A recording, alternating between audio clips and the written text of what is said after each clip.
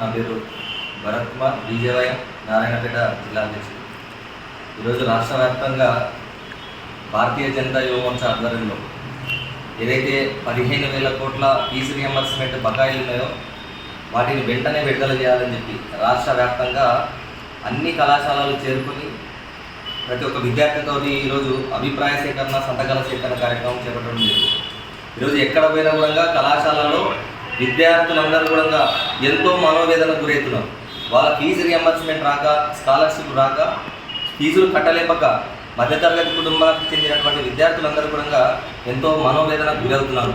కాబట్టి రాష్ట్ర ప్రభుత్వానికి, ముఖ్యంగా రేవంత్ రెడ్డి గారికి మేము విన్నవించుకునేది ఏంటంటే, ఇప్పటికైనా పేద విద్యార్థులని దృష్టిలో ఉంచుకొని వారికి రావాల్సినటువంటి ఫీజు రియంబర్స్మెంట్ వెంటనే విడుదల చేయాలి. ఒకవేళ ఇలాగే మొండికేస్తే దాదాపు ఈ 3 సంవత్సరాల నుంచి కూడా ఎలాంటి ఫీజు రియంబర్స్మెంట్ మీరు విడుదల చేయలేదు.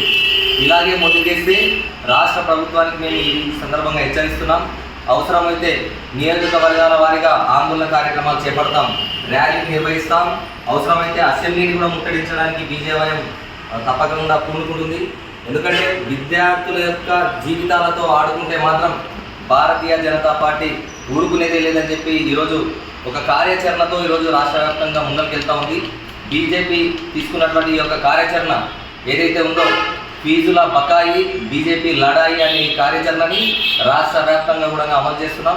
ఈరోజు కూడా కోస్గి పట్టణంలో, మద్దూరు పట్టణంలో కూడా సంతకాల సేకరణ తీసుకోవడం జరిగింది. భవిష్యత్తులో కూడా ఫీజు రియంబర్స్మెంట్ మొత్తం విడుదల చేసే వరకు ఈ యొక్క ఆందోళన కార్యక్రమాలు కొనసాగిస్తూనే ఉంటామని చెప్పి తెలియజేస్తుంది.